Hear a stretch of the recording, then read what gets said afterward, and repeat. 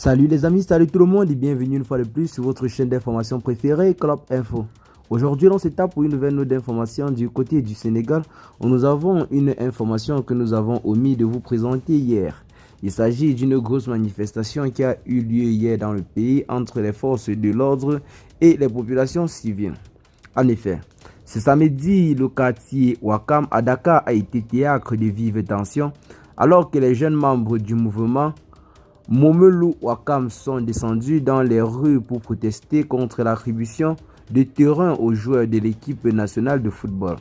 Cette décision prise par l'ancien président Macky Sall en reconnaissance du triomphe des Lions à la CAN 2021 au Cameroun a suscité la colère des habitants de Ouakam qui revendiquent la propriété historique de cette terre. Pour exprimer leur mécontentement, les jeunes Ouakamois ont érigé des barricades utilisant des pneus en feu, de grosses pierres et des bacs à ordures pour bloquer la circulation. Leur objectif, attirer l'attention des autorités sur ce qu'ils considèrent comme une spoliation de leur patrimoine foncier au profit des footballeurs. L'intervention rapide des forces de l'ordre ont permis de disperser la foule, mais avant de disperser la foule, les populations semblaient être très en colère au point où l'on a noté des affrontements entre ces populations civiles et les forces de l'ordre. Les forces de l'ordre ont dû faire usage d'un peu plus de force pour disperser les foules, notamment avec le lancement de bombes lacrymogènes.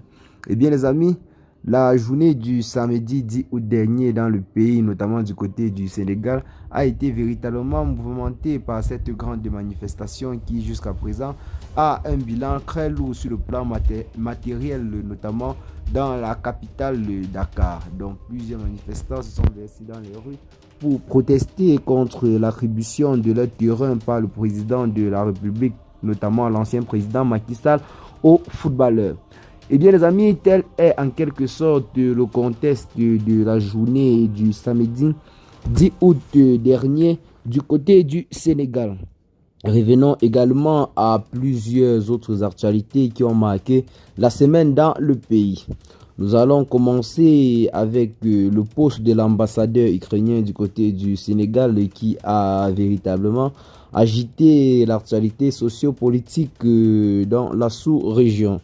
L'ambassadeur ukrainien qui, sur la page Facebook de l'ambassade de l'Ukraine au Sénégal, a fait un post qui a soulevé de nombreuses forces vives de la nation sur le plan national et sur le plan international, car le diplomate ukrainien a clairement affirmé que son pays aurait reçu des renseignements et des informations qui les ont permis d'affliger une lourde perte aux forces armées maliennes dans la localité de Tinzaouaten.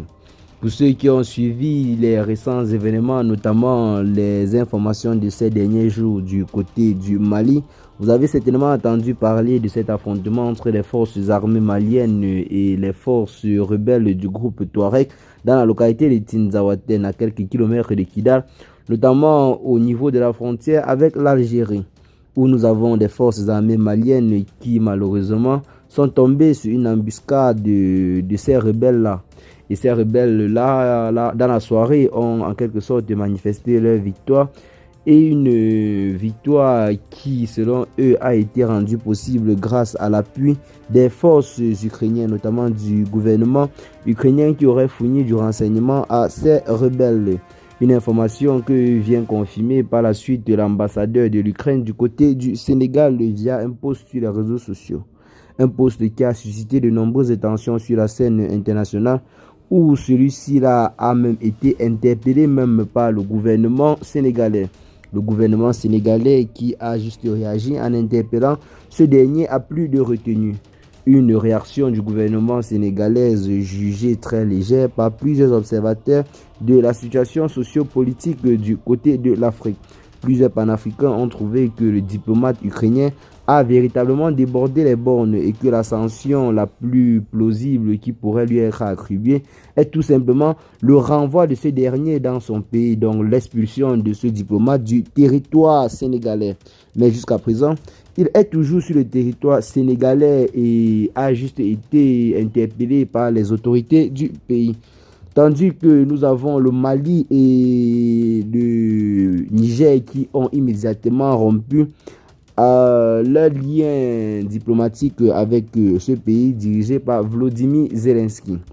Eh bien les amis, toujours du côté du Sénégal, nous avons le président Ousmane Sonko qui a fait une sortie dans laquelle il en quelque sorte promettait toujours l'arrivée ou alors l'avènement de cette rupture avec l'ancienne puissance colonisatrice.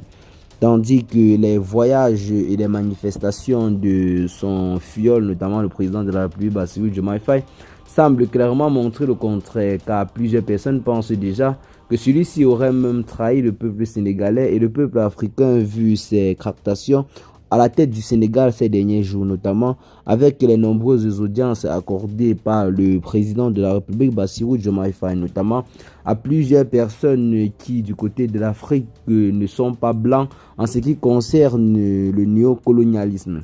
Eh bien les amis, telle est là l'information que nous avons pour vous en ce jour et c'est là en quelque sorte la véritable situation du côté du Sénégal. Ce que vous allez nous dire, c'est de nous dire massivement dans les commentaires ce que vous en pensez du programme gouvernemental qui sévit en ce moment dans le pays, notamment celui instauré par Bassirou Diomaye Faye et son mentor Ousmane Sonko. Ceux-ci ne sont pas en train de s'éloigner de leur domaine de définition. Nous vous laissons répondre à la question de la façon la plus polie dans les commentaires. Eh bien les amis, continuons plutôt cette note d'information du côté du Burkina Faso où nous avons le président de la République, le capitaine Ibrahim Traoré, qui lui a également fait une très grosse révélation ces derniers jours et nous décidons d'en parler et de rappeler dans la majorité de nos vidéos.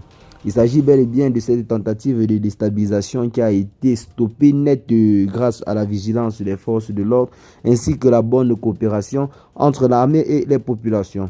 Tout récemment, soit de 6 août dernier, le président de la République du Burkina Faso, le capitaine Ibrahim Traoré, devant le personnel de la présidence de la République, s'est exprimé en ce qui concerne une tentative de coup d'État qui aurait été avortée dans le pays.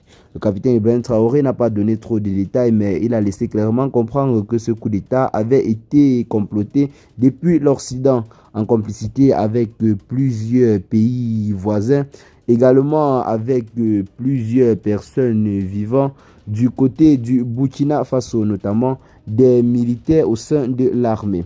Eh bien les amis, telle est là l'information du jour d'une façon générale. Ce que vous allez faire, c'est de nous dire massivement en commentaire ce que vous en pensez face à ceci. Abonnez-vous également à notre chaîne si ce n'est pas encore fait. Partagez massivement la vidéo avec vos amis si vous l'avez notamment trouvée intéressante. Et à très bientôt dans les gars pour de nouvelles notes d'informations. Ciao.